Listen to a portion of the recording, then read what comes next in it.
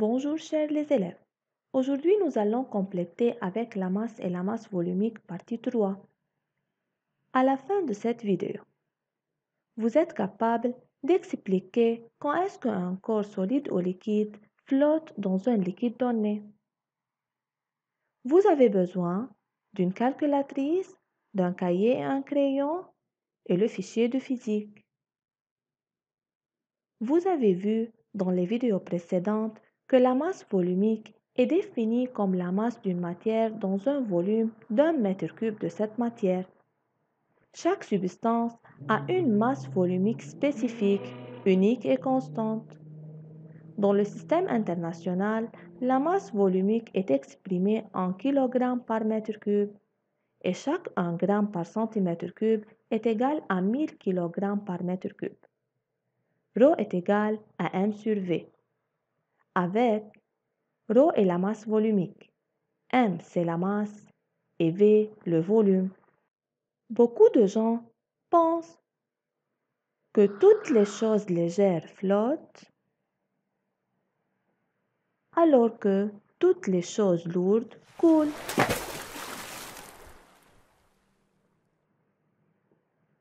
Êtes-vous d'accord? Mais si oui, comment ce bateau lourd flotte-t-il? C'est le temps de laboratoire. Le matériel. On a besoin de 2 déchets, certaines quantités d'eau, une pièce de monnaie et un morceau de bois. Procédure. Remplir chacun de 2 béchets de 100 ml d'eau.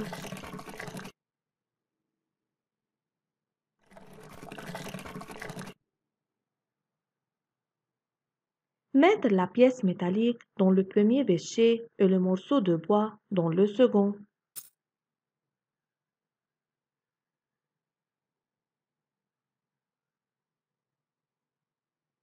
Que vous observez?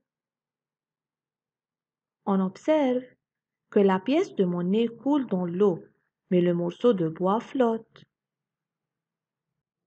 Ouvrir maintenant à la fiche 9, page 21. Sachant que la masse volumique de l'eau est égale à 1 g par centimètre cube. Celle du bois est égale à 0,5 g par centimètre cube et celle de la pièce de monnaie est égale à 8,9 g par centimètre cube. Partie A. Comparez la masse volumique de l'eau à celle du bois. La masse volumique de l'eau est égale à 1 g par centimètre cube et celle du bois est égale à 0,5 g par centimètre cube. Donc, la masse volumique de l'eau, 1 g par centimètre cube, est plus grande que celle du bois, 0,5 g par centimètre cube. Partie B. Comparez la masse volumique de l'eau à celle de la pièce de monnaie. La masse volumique de l'eau, 1 g par centimètre cube, celle de la pièce de monnaie, 8,9 g par centimètre cube. Donc, la masse volumique de l'eau, 1 g par centimètre cube, est plus petite que la masse volumique de la pièce de monnaie, 8,9 g par centimètre cube. Partie C. Indiquez quand est-ce qu'un corps flotte et quand est-ce qu'il coule dans un liquide. Rappelez avec moi. Dans le cas où on a mis une pièce de monnaie dans l'eau, cette pièce coule. La masse volumique de la pièce de monnaie est 8,9, plus grand que celle de l'eau qui est 1 g par centimètre cube. Et dans le deuxième cas, où on a mis le morceau de bois dans l'eau, ce morceau flotte. Le bois possède une masse volumique 0,5 g par centimètre cube, plus grand que celle de l'eau, 1 g par centimètre cube. Donc, le corps coule si sa masse volumique est plus grande que la masse volumique du liquide, et il flotte lorsque sa masse volumique est plus petite que la masse volumique du liquide. C'est-à-dire, les objets qui coulent dans un liquide donné ont une masse volumique plus grande que celle du liquide où ils se trouvent, comme dans le cas de la pièce de monnaie est l'eau. La pièce de monnaie a pour masse volumique 8,9 g par centimètre cube. Celle de l'eau, 1 g par centimètre cube. Dans ce cas, la masse volumique de la pièce de monnaie est plus grande que l'eau. Donc, la pièce de monnaie coule.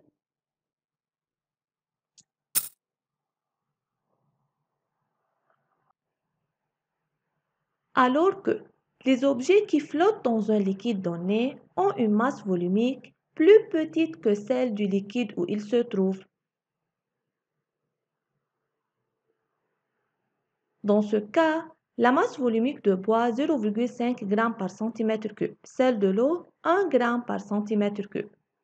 La masse volumique de bois est plus petite que celle de l'eau. Alors, le bois flotte. Comme exemple, prendre l'exemple de l'eau. Rho est égal à 1 g par centimètre cube et l'huile ou la masse volumique est égale à 0,9 g par centimètre cube. Quel est le comportement de l'huile dans l'eau? C'est-à-dire, l'huile flotte ou coule dans l'eau? En comparant la masse volumique de l'huile est inférieure à celle de l'eau, 0,9 g par centimètre cube, est inférieure à 1 g par centimètre cube. Donc, l'huile flotte dans l'eau car sa masse volumique est plus petite que celle de l'eau. On dit que l'huile et l'eau sont deux liquides non miscibles. Deux liquides non miscibles sont ceux qui ne se mélangent pas pour former une seule phase. Maintenant, c'est le temps d'évaluation. Considérons le tableau suivant. La masse volumique de l'eau est 1 g par centimètre cube, celle de l'huile 0,9 g par centimètre cube et celle du mercure 13,6 g par centimètre cube. 1. Placez les substances citées dans le tableau dans le bécher adjacent. 2. Les glaçons ajoutés à un verre d'eau flottent. Comparez alors la masse volumique de la glace à celle de l'eau. Sachant que la masse volumique de la glace est 0,92 g par centimètre cube. Et enfin 3. Justifiez le comportement, c'est-à-dire flotte ou coule, d'un cube de glace dans l'alcool de masse volumique 0,8 g par centimètre cube. Arrêtez la vidéo et prendre votre temps. Vous avez fini? Allons-y corriger les réponses. 1. La masse volumique du mercure est plus grande que celle de l'eau et la masse volumique de l'eau est plus grande que celle de l'huile. Alors, le mercure se trouve au fond du bécher. L'eau flotte sur la surface du mercure et l'huile flotte sur la surface de l'eau. 2. La masse volumique de la glace, 0,92 g par centimètre cube, est plus petite que la masse volumique de l'eau, 1 g par centimètre cube. 3.